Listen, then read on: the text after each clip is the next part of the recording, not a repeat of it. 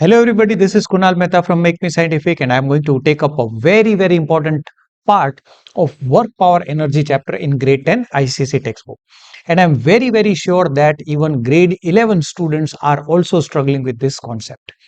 So the thing is, when you see an accelerated motion, right? Say for example, a vehicle is performing an accelerated motion. What is the formula of power that you're going to use?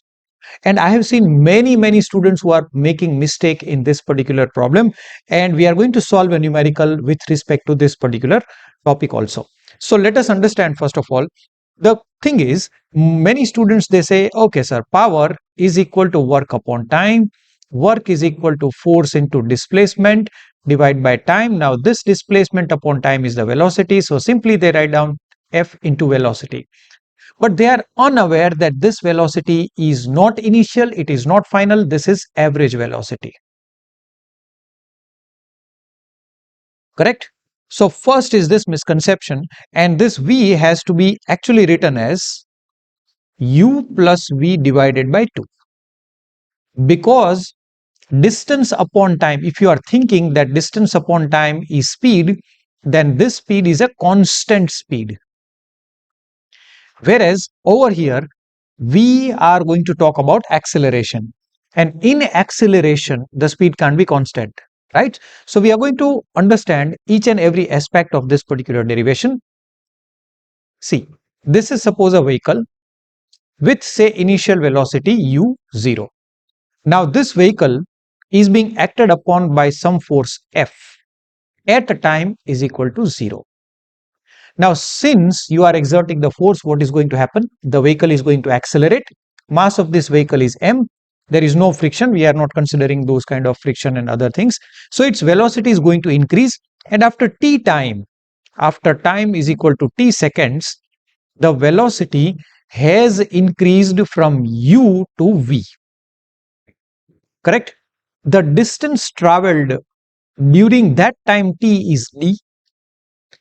Till then, you are constantly applying a constant force. Remember that we are talking about constant forces. If had it been a variable force, we'll have to integrate. That comes in grade 11, out of the scope of the syllabus right now.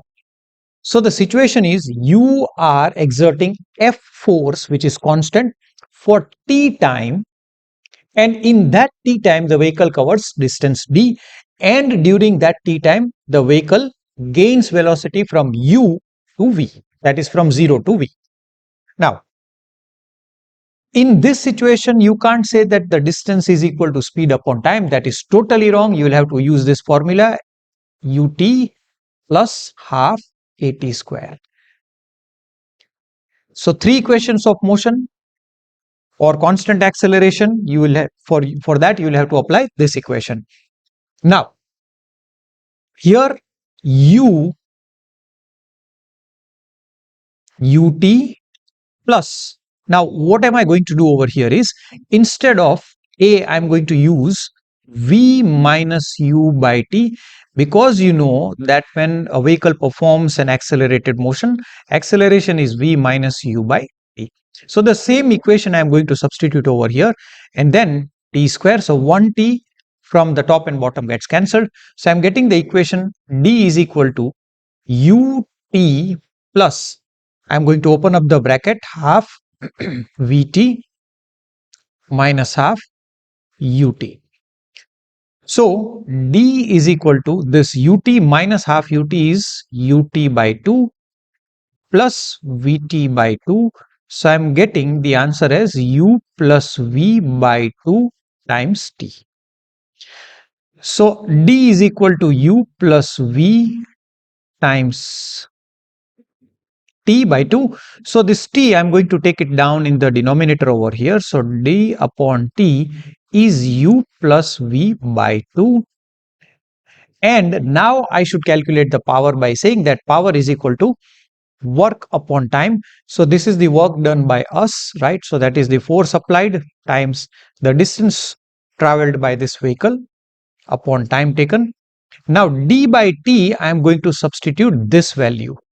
So power is equal to force multiplied by U plus V by 2, and we call this U plus V by 2 as V average.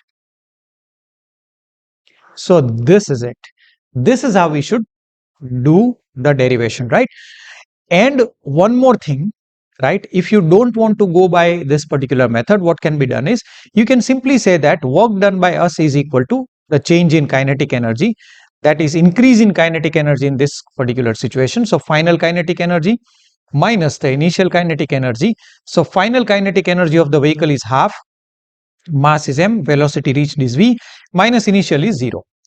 Or if you don't want to write down 0, had it been some velocity, say u, half mu square, then the work done by us is equal to the increase in the kinetic energy. Now I should be using this in the power formula. So power is equal to work upon time taken, that is equal to change in kinetic energy. So half m v square minus u square divided by time. But once again I am saying this time has to be calculated by these three equations: v minus, or v is equal to u plus at, or d is equal to ut plus half at square. Correct?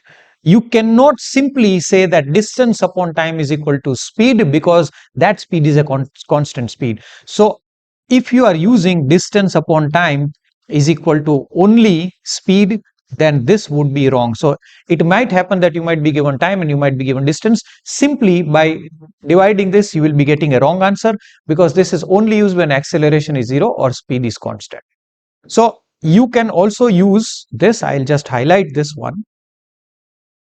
You can use this formula or this formula for finding the power in an accelerated motion. Correct? So let us take up one problem and try to understand what we should be doing in these kind of numericals. So 4 kg is the mass of the object that is given to us, 4 kg. Then the initial velocity is 0. Final velocity is 40 meters per second, and the force exerted is 16 newtons. Now I'm going to perform the solution, or I'm going to obtain the solution by two different methods, but generally I have seen the students solving by this way: power is equal to force into velocity, then force they write it as 16 newton, velocity 40 meter per second, 16 fours are 64, so 640 watts. This is terribly wrong answer, because this is not the average velocity, this is the final velocity. So you may lose your marks if you do like this, because this is an accelerated motion and you are simply putting the value of the final velocity. That is totally incorrect. So what should be done is you can simply write down power is equal to force into V average. This can be written as force into U plus V by 2. So this can be written as force into, V plus, I'm just simply writing this step again. There is no need to do that. 16, everything is in SI unit. Final velocity is 40 plus initially 0 divided by 2. So this answer would be 16 into 20. Everything is in SI unit. So 320 watt is the correct answer. In that case, you are getting 640 watts. Now let's solve this by a different method. Power is equal to work upon time. Work is equal to change in kinetic energy divided by time. So that is half into mass is given as 4 into final velocity 40 square minus initial kinetic energy 0, because the object was at rest. Divided by time is a big question. Now for that I'll use this equation. F is equal to ma, because I need to know what the acceleration is. So 16 is equal to 4 into a, everything is in SI unit, so it is 4 meter per second square. Now V is equal to U plus at. Now final velocity is 40 is equal to 0 plus 4t. So time I'm going to get 10 seconds, which is what I'm going to substitute here. Correct? So this is 2 into 40 divided by 10. So the answer is again 4 fours are 16, 2s are 32, is 320 watts. So this is how you should be doing the problems, rather than directly applying the formula and bringing the solution to it. So I hope that this video has helped you out. Thank you for watching the video.